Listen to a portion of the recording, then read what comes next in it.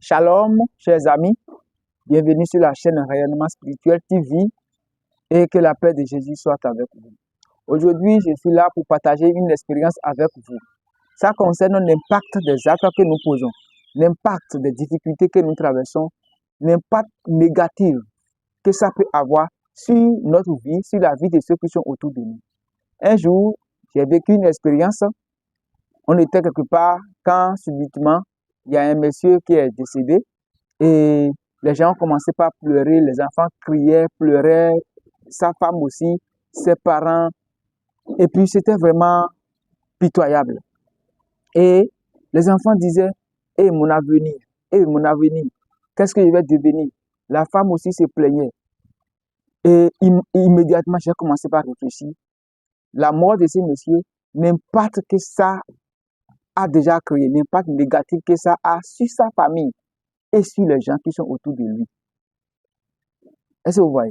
Alors, tout ce que nous voulons faire, tout ce que nous voulons dire, si nous voyons que ça va avoir d'impact, des conséquences néfastes autour de nous, faisons attention. Bien vrai, la mort de ce monsieur peut être une mort naturelle, mais combien sont des personnes qui sont parties à l'au-delà à cause de la méchanceté des gens? Combien sont des personnes qui se sont retrouvées en prison à cause de la méchanceté, à cause du mensonge des gens? Combien bien de personnes qui ont perdu leur boulot à cause d'une seule phrase que quelqu'un a prononcée? Est-ce que vous voyez? Si tu sais que ce que tu veux dire aura d'impact négatif, mieux vaut te taire. Ne sois jamais le canal par lequel quelqu'un va se retrouver au chômage, quelqu'un va perdre son boulot, quelqu'un va perdre son foyer, quelqu'un va perdre ses parents, quelqu'un va se retrouver en prison. Ne sois jamais le canal. Regardez cette image.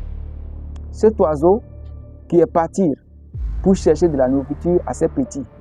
Et malheureusement, il a été capturé, il a été piégé quelque part, attrapé par quelqu'un d'autre.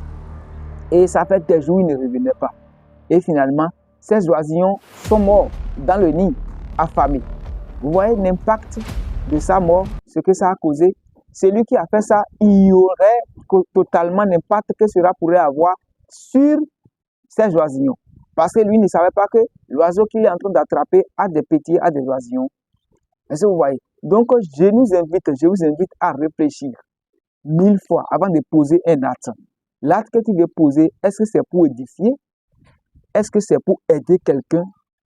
L'acte que tu veux poser, ce que tu t'apprêtes à dire lors d'une réunion, lors d'une séquence de travail, lors d'une réunion familiale, est-ce que ce que tu veux dire, ce que tu veux faire, ça va aider quelqu'un à grandir, à maintenir son boulot, à grandir, à garder sa famille, à garder son foyer? Si ce n'est pas le cas, mieux vaut garder le silence que de dire ce qui va compromettre la vie de quelqu'un d'autre, que de dire ce qui va compromettre l'avenir de quelqu'un d'autre.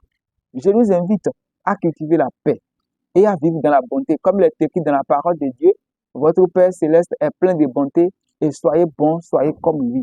Je nous invite alors à cultiver la paix autour de nous. Père, cultivons la paix. Mère, cultivez la paix. Peut-être ton silence peut régler pour beaucoup de problèmes. Peut-être aussi ce que tu veux dire peut aussi aider beaucoup de personnes. Combien de personnes ont perdu des opportunités? Il y a même beaucoup de personnes qui se sont retrouvées endettées à cause de la méchanceté des hommes. La méchanceté des hommes ont fait que beaucoup ont chuté, beaucoup sont tombés, beaucoup ont perdu une grosse somme, beaucoup d'argent à cause de la méchanceté, à cause de la mauvaise gestion des collègues, des collaborateurs, des partenaires.